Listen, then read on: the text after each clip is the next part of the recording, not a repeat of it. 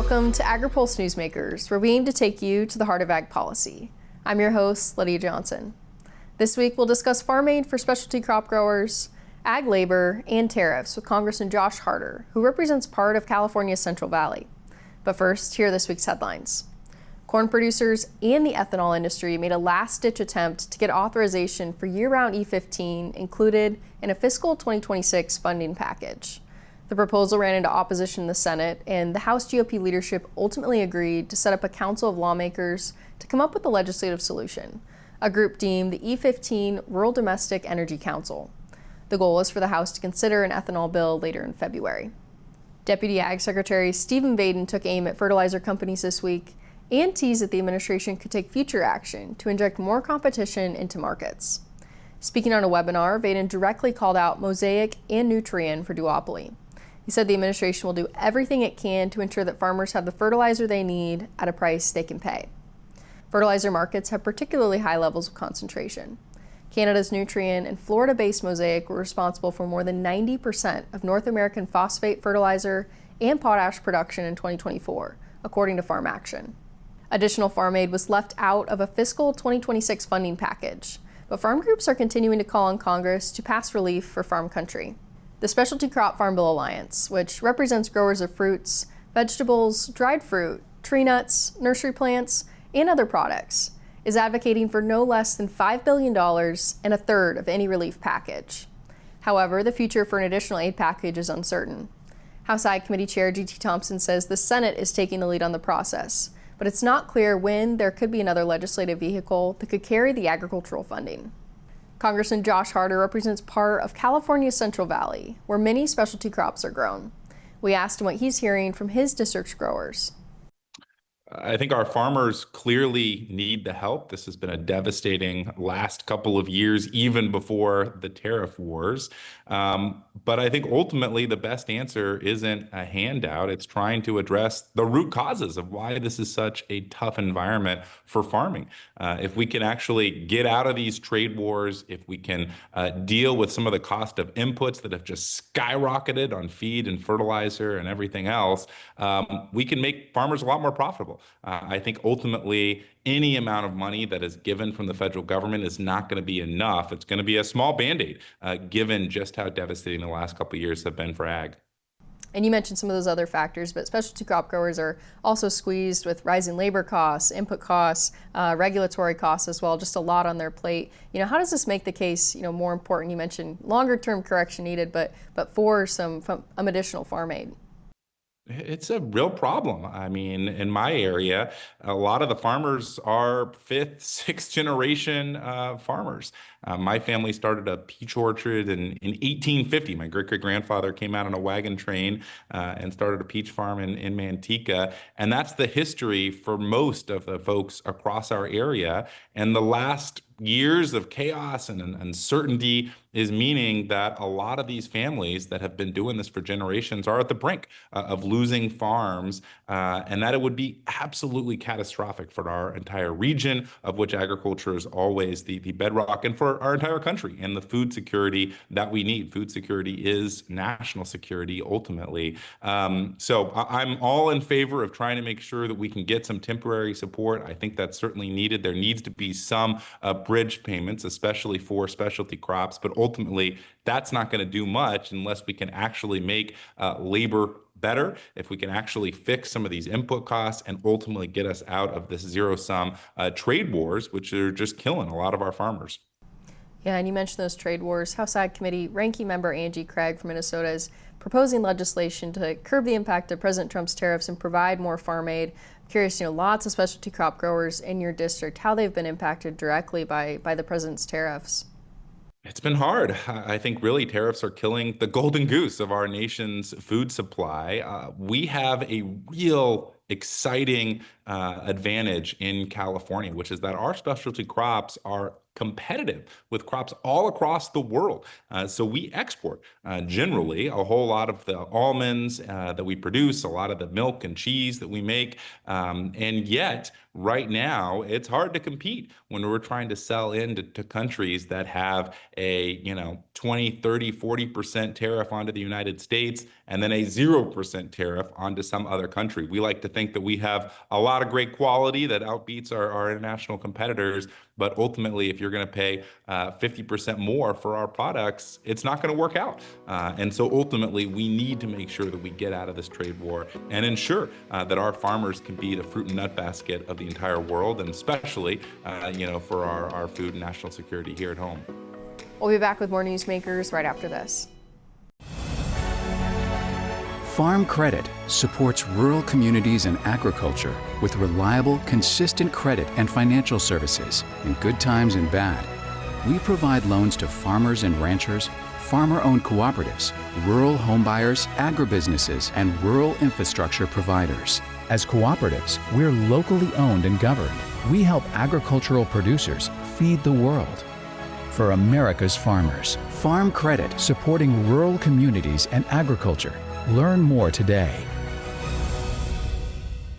I think some of sustainability to farmers just comes second nature. If you asked a farmer, are you sustainable? They'd probably look at you maybe a little funny and say, I don't think I'm doing anything that special, but it really is just what they do. We're all farmers, and our goal is taking the best care of our land, our cattle, our natural resources. This is my sustainability story.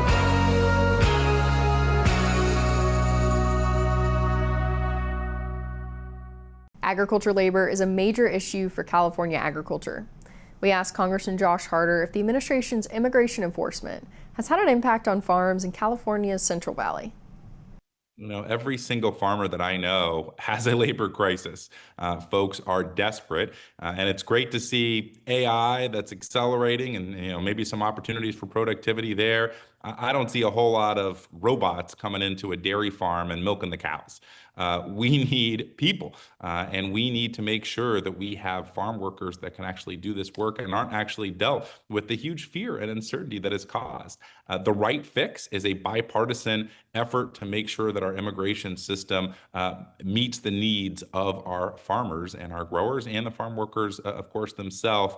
We've been working on a bipartisan solution, the Farm Worker Modernization Act, which would create a path to citizenship for folks. We've got Republicans and Democrats on board. But this is a tough environment politically to get something like that done. People are more interested in pointing fingers than actually getting to solutions. And the folks that are left holding the bag are ultimately our farmers, our farm workers, and of course, most of all, our consumers and our eaters, and the folks that actually want these products to make sure that they continue to be affordable. And it's no secret that grocery prices are going up. And one of the big reasons for that is our farmers can't actually have the labor on the farm that they need.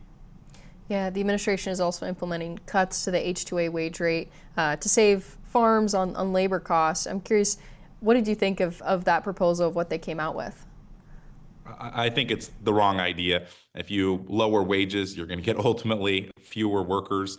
What we need is a comprehensive solution. We need something that looks at the entirety of the challenges to H-2A. One of the challenges is it's not even a year-round program. It's not like we turn our cows off during the summer. Why should it continue to be a seasonal program when many of the crops that we grow are year-round? And so we need to think a little bit more about what H-2A needs to look like in the 21st century.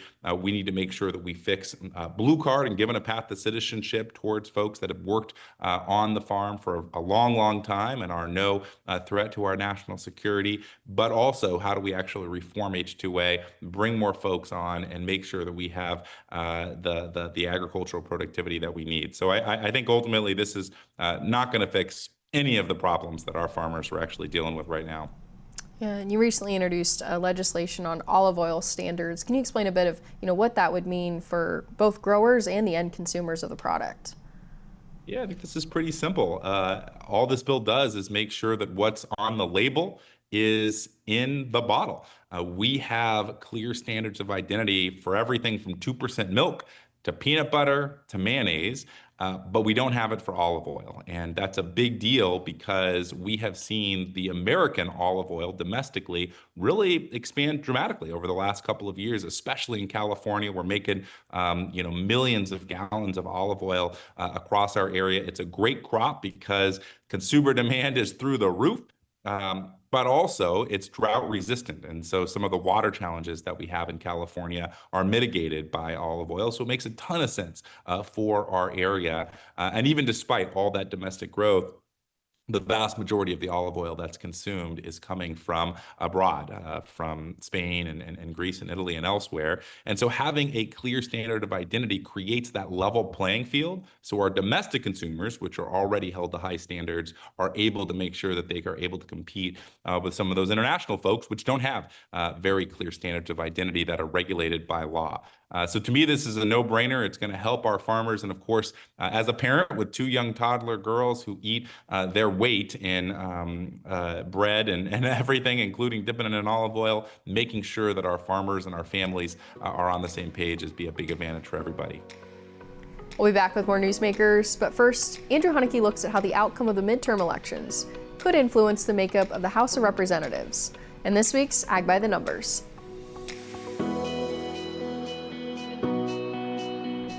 Historically, the president's party loses seats in the House of Representatives during the midterm elections.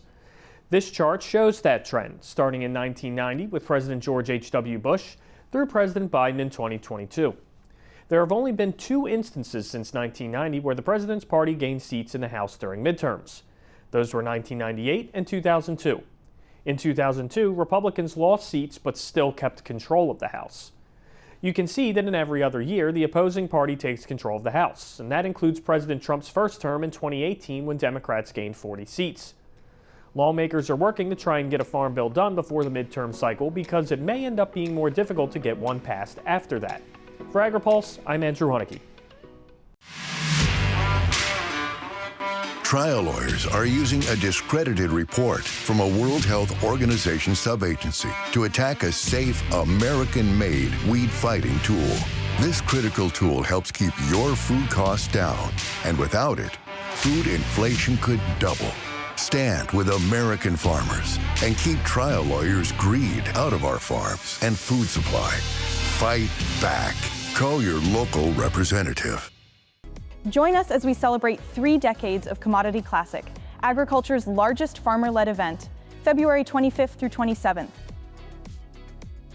Experience game-changing solutions, connect with thousands of forward-thinking farmers, and explore innovations from over 400 companies, all focused on powering your farm forward with efficiency and profitability. Housing and registration opens November 6th. Don't miss 30 years of agricultural excellence in the heart of Texas. Welcome back. House leadership settled on creating an E15 Rural Domestic Energy Council this week after failing to come up with a legislative solution for year-round E15. We asked National Corn Growers Association President Jed Bauer if the action is kicking the can down the road for E15 in the future. Well, ultimately what we're hearing now is they're going to punt this, so to speak, and move it into some task force so they can review it. Ultimately, this is truly a sad moment, not for corn farmers, but for all of rural America and farmers across our country. In a time that is as dire as it is now for all of agriculture, we brought forth a bipartisan bill with the help of the oil industry and the biofuels industry to save the government $6 billion, help support the corn side of agriculture until we can get some other things done through the other commodities, and save consumers 25 cents a gallon. How sad is this? Truly seems like a cowardly attempt not to get something productively done for rural America. So obviously what they're saying is they're going to put this into a task force. They're going to review it, which we've done with the help of the White House. The White House put us together with oil, and we went through this and come to an agreement we could all live with. But now we're going to have to fight the battle again. And it seems like truly Congress does not want rural America to survive at this point. And I am so appreciative to all of our champions in Congress that stood beside us and advocated for us and did the interviews and spoke so highly of what this bill could do. We couldn't have done it without their help, but unfortunately, here we are again. Yeah, and this comes as spoke with some of those Midwest lawmakers that spoke with House leadership yesterday, and they were kind of saying, this really leans into President Trump's message of lowering gas prices, relying on domestic energy. I'm curious as we look ahead. It's obviously punted to February when that council will submit recommendations, but are you optimistic at all at that point that this still could find some bipartisan support to move forward? I mean, I want to be. I truly do. This bill completely makes sense, and that's what is so frustrating. At a time when we talk about our national debt and we talk about the safety of our country and our nation, and this helps provide all that. I don't know. It's truly sad. It's as we look at this and we look at the foreclosures and the bankruptcies rising in rural America. What does Congress think they're doing here? I don't get it. We're going to continue to fight this battle. We have so many farmers that have been on the Hill. We actually had farmers asked to leave the Capitol yesterday because they were voicing their opinions louder than they would have liked. We're desperate. And, we've tried to be nice. We've tried to find logical ways to work. And I don't know what else they can expect from us as growers. It's truly sad. And I had a meeting with the speaker himself, and he was frustrated that DOJ had it pulled out last year. And here we are again. Man, we need some true leadership, and I don't know where it's coming from. Hopefully President Trump will weigh in. The secretary can weigh in again. It's a sad day for American agriculture.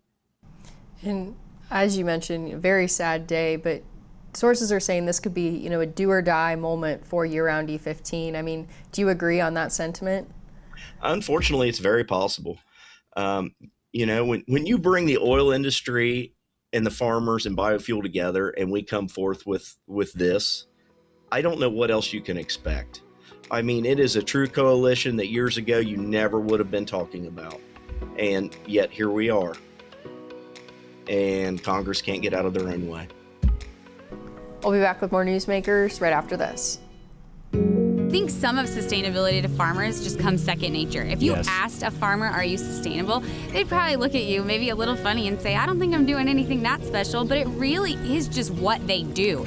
We're all farmers, and our goal is taking the best care of our land, our cattle, our natural resources. This is my sustainability story.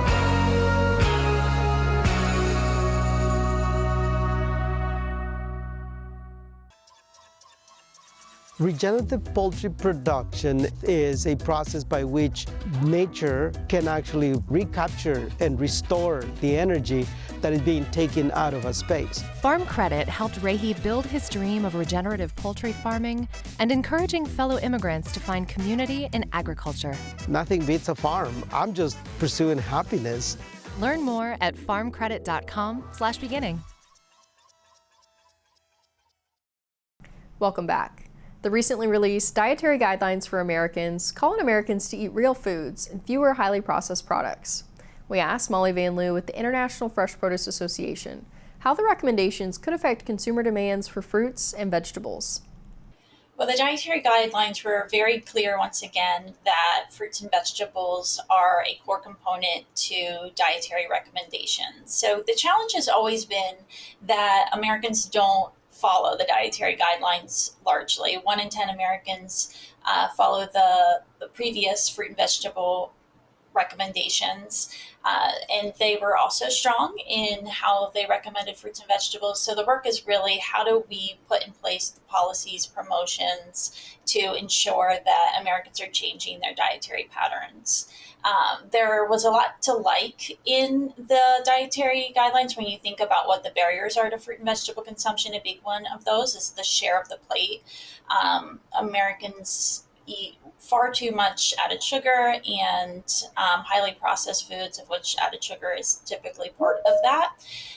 So the dietary guidelines kind of coming out strongly against highly processed foods was a really good step in the right direction. But again, it's about implementation and how do we ensure that Americans make these changes. And I want to ask you as well, food is medicine, or the idea that, a better diet can treat and prevent illness has been very important to Health and Human Services Secretary Robert F. Kennedy Jr. I'm curious, what you'd like to see from the administration on this. Sure. So, our ultimate ask is that we make produce prescriptions a standard practice of clinical care, which essentially means healthcare pays for a produce prescription intervention the same way that it would a pharmaceutical intervention.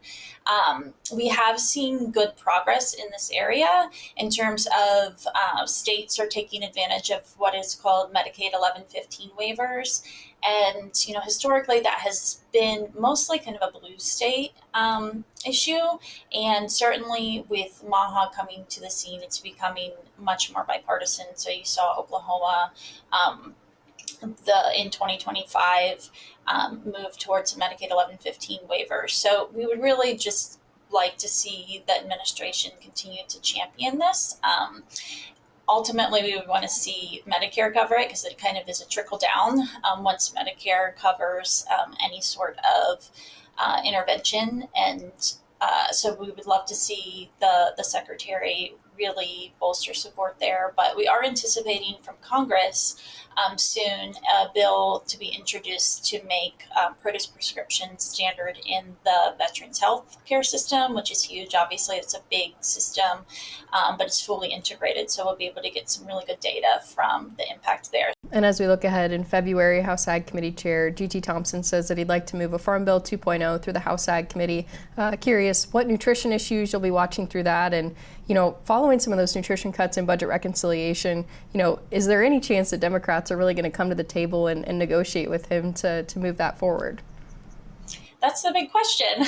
But there really are important things within the nutrition title for fruits and vegetables. So obviously SNAP is always going to be something that's discussed, and we want to see more fruits and vegetables in SNAP, no doubt about that. But, two important areas that I think can have and does have bipartisan support is procurement programs. So as you know, USDA buys billions of dollars of food every year, but only a handful of fresh produce commodities typically, just because of the way that it works both with how it moves throughout the system and then often being a lowest cost bid, which can kind of box out a lot of different U.S. grown fresh fruits and vegetables. So we would love to see in the Farm Bill some work to transition to a values-based procurement system that would just allow access to a broader variety of fresh fruits and vegetables that are U.S. grown.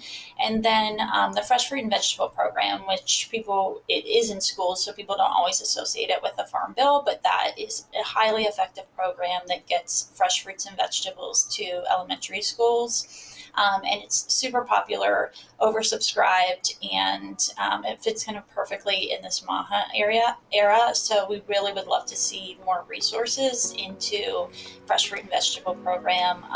It's been studied so much. We'll be back with more Newsmakers, but first, Andrew Huneke looks at updated crop insurance indemnity payments, and this week's Map It Out. Crop insurance indemnities are typically paid to farmers when their revenue for a crop falls below the level covered by their policy. That happens because of low yields or drops in market prices or a combination of both. This map shows insurance indemnities paid to growers on a county-by-county basis for the 2025 crop year. Some policies also cover pasture and rangeland, providing payments to growers based on the amount of rainfall. Pasture insurance covered 320 million acres in 2025. Payments are the highest where crop prices are down or there have been extreme weather events. That includes severe flooding in Texas, Arkansas, and the Pacific Northwest, drought across the western part of the country, wildfires in California, and a major winter storm that impacted specialty crop producers in the South. For Agri-Pulse, I'm Andrew Huneke. Trial lawyers are using a discredited report from a World Health Organization subagency to attack a safe, American-made weed-fighting tool. This critical tool helps keep your food costs down, and without it, food inflation could double. Stand with American farmers and keep trial lawyers' greed out of our farms and food supply. Fight back. Call your local representative. Join us as we celebrate 3 decades of Commodity Classic, agriculture's largest farmer-led event, February 25th through 27th. Experience game-changing solutions. Connect with thousands of forward-thinking farmers and explore innovations from over 400 companies, all focused on powering your farm forward with efficiency and profitability. Housing and registration opens November 6th. Don't miss 30 years of agricultural excellence in the heart of Texas. Thanks for joining us for another episode of Agri-Pulse Newsmakers. Next week, the Senate will be in session and the House will return to Washington in February. For Agri-Pulse, I'm Lydia Johnson. Thanks for watching. Newsmakers is a production of Agri-Pulse Communications. You can also find our new content on YouTube and wherever you get your podcasts. And don't forget to follow Agri-Pulse and our correspondents on social media to get breaking news and more. For agriculture, trade, food, environment, and regulatory news, your source is agripulse.com.